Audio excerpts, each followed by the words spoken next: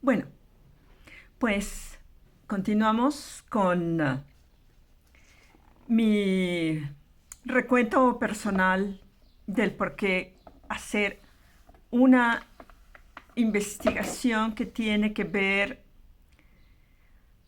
con el erotismo, con la sexualidad, con la pareja, con procesos editoriales, con la censura, con un momento político determinado, eh, como fue mi proyecto de tesis.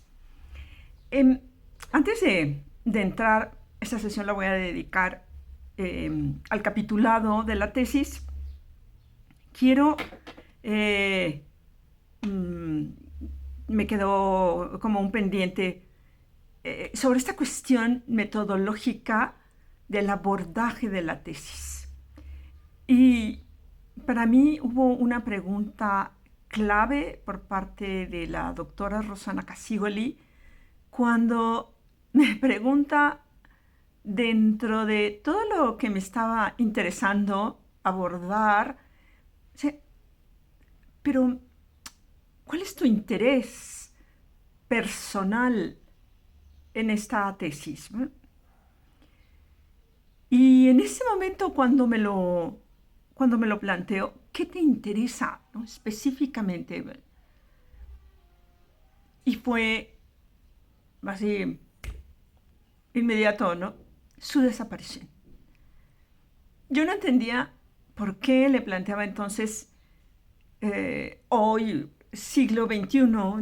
Contemplar esa hermosa revista con gente eh, muy destacada, muy importante de finales del siglo pasado en México, muy valiosa.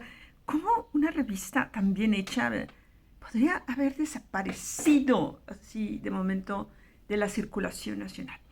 Entonces es cuando me sugiere este cruce entre el proyecto editorial de James Forson y Guillermo Mendizábal y la censura que tiene que ver con todos estos procedimientos para retirar de la opinión pública, de la circulación, cierto tipo de materiales, para silenciar a cierto tipo de personajes. Bueno, ahora sí.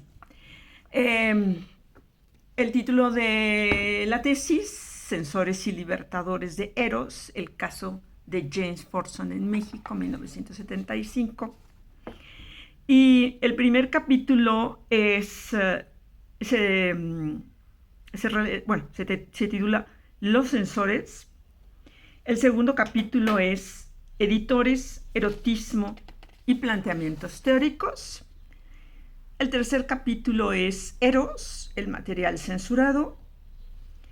El cuarto capítulo es Ralph Ginzburg y el juicio de Eros, ensayo sobre la censura.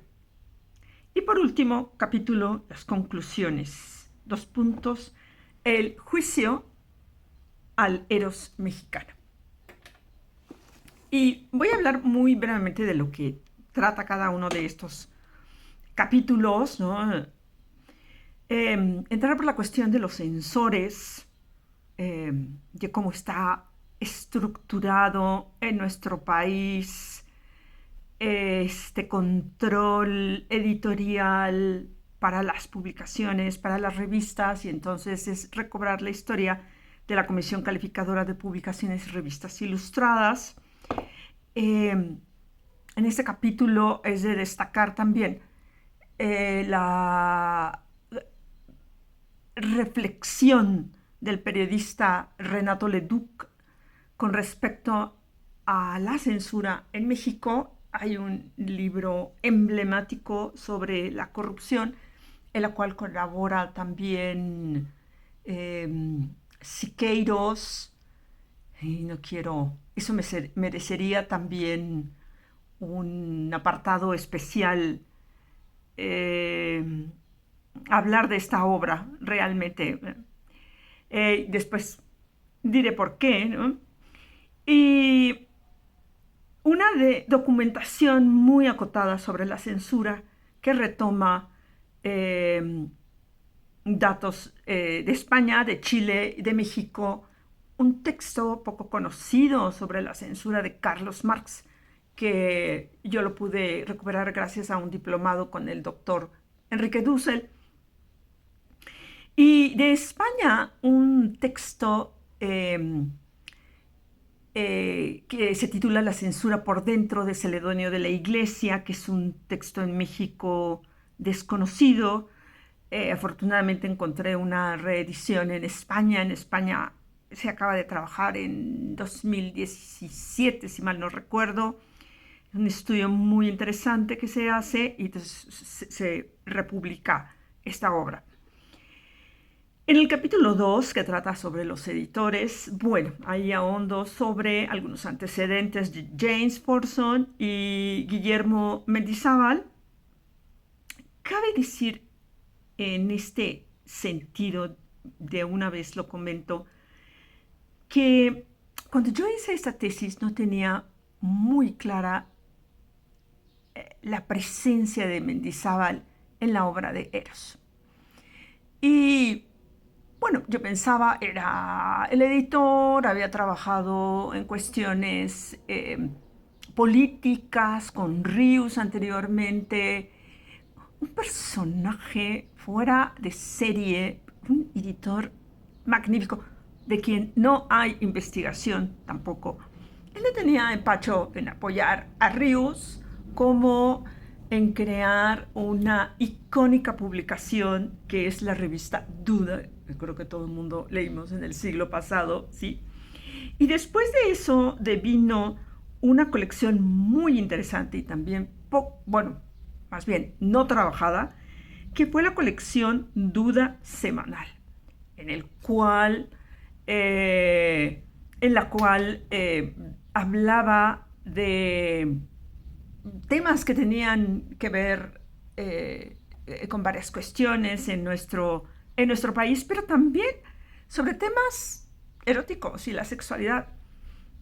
Aquí tengo en la mano, incluso me compré algunos números, ¿no? Fantasías eróticas, el poder avasallador del sexo y la imaginación, de la colección Duda Semanal. Bueno, eso me hizo revalorar la participación de Mendizábal al interior de esta investigación. Y si ya lo consideraba importante al lado de James Forson, el conocer más detalladamente, porque tuve la oportunidad de investigar un poquito en esta colección, no, me hizo redimensionar el trabajo de este hombre. En este segundo capítulo, yo retomo lo que llamo como la propuesta editorial de James Forson. Y James Forson nos presenta en el México de 1975, para arrancar los primeros dos números censurados, a dos personajes icónicos ya: Albert Ellis, Herbert Marcuse y Mel Kranzler. Albert Ellis es uno de los padres de la liberación sexual en Estados Unidos. Marcuse ya lo conocemos con sus ligas con el movimiento de 68, y Mel Kranzler estaba hablando entonces con mucho éxito, se convirtió en un bestseller, acerca de la pandemia que se venía en el mundo, que era el divorcio. En el capítulo 3 voy a abordar el material propiamente censurado y revisado, como lo llevó a cabo la comisión calificadora, palmo a palmo, paso a paso. En el capítulo 4 hablo de la obra de Ralph Ginzburg, de Eros de Ralph Ginzburg de 1962, que también fue censurado y acusado de pornógrafo y llevado a la cárcel por esa razón. También haremos comentarios al respecto. Y al final, bueno, algunas conclusiones eh, acerca de este primer trabajo, que yo lo que hago es empezar a mm, es esta arqueología, ¿no? A rastrear, a excavar en nuestro pasado y a ver qué es lo que había realmente ahí, qué podemos encontrar, qué documentos tenemos en la hemeroteca, en la Biblioteca Nacional de México, que tienen acceso al público y que jóvenes investigadores pueden acercarse para comenzar esta incursión súper interesante sobre nuestros antecedentes, nuestra historia personal erótica y, y, y del área de la sexualidad. Bueno, aquí lo dejamos. Muchas gracias. En el siguiente videíto empezaremos a hablar ya de los sensores en México.